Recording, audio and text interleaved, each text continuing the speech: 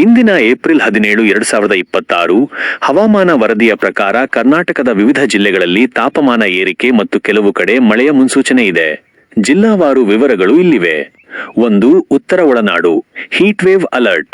ಈ ಭಾಗದಲ್ಲಿ ಗರಿಷ್ಠ ತಾಪಮಾನ ದಾಖಲಾಗುತ್ತಿದ್ದು ಶಾಖದ ಅಲೆ ಹೀಟ್ ವೇವ್ ಮುನ್ನೆಚ್ಚರಿಕೆ ನೀಡಲಾಗಿದೆ. ಬಿಸಿಗಾಳಿ ಎಚ್ಚರಿಕೆ ಬಾಗಲಕೋಟೆ, ಬೆಳಗಾವಿ, ಬೀದರ್, ಕಲಬುರಗಿ, ಯಾದಗಿರಿ ಮತ್ತು ವಿಜಯಪುರ ಜಿಲ್ಲೆಗಳಲ್ಲಿ ತೀವ್ರವಾದ ಬಿಸಿಗಾಳಿ ಇರಲಿದೆ.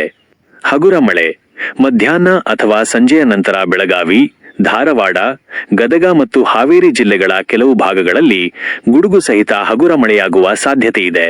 ತಾಪಮಾನ ಕಲಬುರಗಿ ಮತ್ತು ರಾಯಚೂರಿನಲ್ಲಿ ಗರಿಷ್ಠ ತಾಪಮಾನ 41 ಡಿಗ್ರಿ ಸೆಲ್ಸಿಯಸ್, 42 ಡಿಗ್ರಿ ಸೆಲ್ಸಿಯಸ್ ದಾಟುವ ಸಂಭವವಿದೆ. 2. ದಕ್ಷಿಣ ಒಳನಾಡು ಡ್ರೈ ಮತ್ತು ವಾರ್ಮ್. ಬೆಂಗಳೂರು ನಗರ ಮತ್ತು ಗ್ರಾಮಾಂತರ ಇಲ್ಲಿ ಮುಖ್ಯವಾಗಿ ಒಣಹವೆ ಇರಲಿದ್ದು ಆಂಶಿಕವಾಗಿ ಮೋಡ ಕವಿದ ವಾತಾವರಣವಿರಲಿದೆ.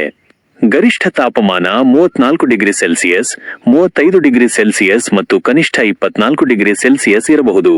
ಇತರ ಜಿಲ್ಲೆಗಳು ಮೈಸೂರು, ಮಂಡ್ಯ, ರಾಮನಗರ ಮತ್ತು ತುಮಕೂರಿನಲ್ಲಿ ಬಿಸಿಲು ಹೆಚ್ಚಿರಲಿದ್ದು ಗರಿಷ್ಠ ತಾಪಮಾನ 34 ಡಿಗ್ರಿ ಸೆಲ್ಸಿಯಸ್, 36 ಡಿಗ್ರಿ ಸೆಲ್ಸಿಯಸ್ ಆಸುಪಾಸಿನಲ್ಲಿರಲಿದೆ.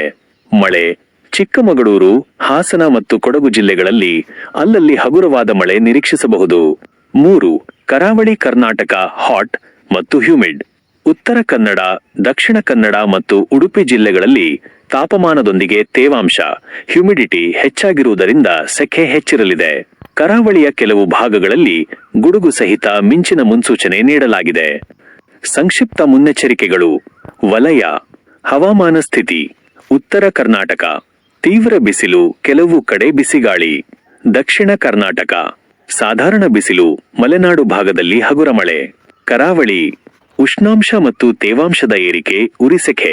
ರೈತರಿಗೆ ಸಲಹೆ: ಅತಿಯಾದ ಬಿಸಿಲಿರುವುದರಿಂದ ಬೆಳೆಗಳಿಗೆ ಸರಿಯಾದ ಸಮಯದಲ್ಲಿ ನೀರು ಹಾಯಿಸಲು ಮತ್ತು ಮಧ್ಯಾಹ್ನದ ವೇಳೆ ಬೆಳಗ್ಗೆ 11 ಗಂಟೆ 30 ನಿಮಿಷದಿಂದ ಮಧ್ಯರಾತ್ರಿ 3 ಗಂಟೆ 30 ನಿಮಿಷ ಜಾನುವಾರುಗಳನ್ನು ಬಿಸಿಲಿಗೆ ಬಿಡದಂತೆ ಎಚ್ಚರಿಕೆ ವಹಿಸಲು ಸೂಚಿಸಲಾಗಿದೆ.